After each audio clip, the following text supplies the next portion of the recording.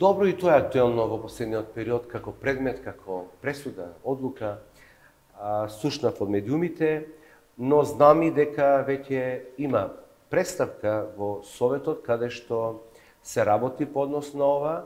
Инаку вака ќе истакнам дека добро е што станува збор за првостепена одлука. Оваа одлука нормално незадоволните ќе имат право на жалба и ќе го искористат тоа право, каде што второстепениот суд ќе има своја одлука.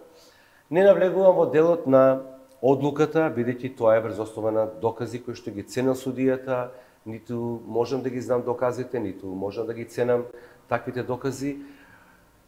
Судството е така поставено што на секоја одлука следува право на жалба на повисокиот суд, каде што повисокиот суд ќе ги анализира сите овие докази во прилог на предметот, односно жалбата, и ќе донесе одлука.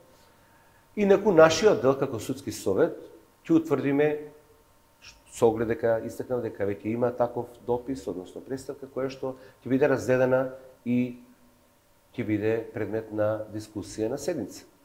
Во секој случај, поставеноста на судската мрежа или поставеност на судството е такво не само кај нас генерално.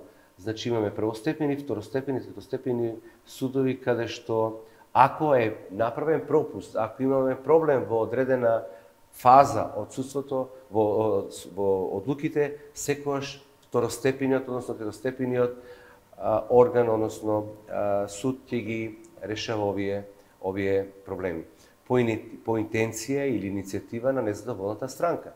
И сега замислете во тој дел дека како е поставено сега, значи ние сме во тој дел како Европско судство, отворено судство, сме членки во тој дел на можност да и во Страсбург, повреда на човеково право, можеме да остваруваме по исцрпувањето на сите овие наши првостепени, второстепени, третостепени судови, да го остваруваме ова право и до Страсбург. Така да оставиме второстепените судови да си го кажат своето, врз основа на анализата, доказите, материјалите во прилог на предметот.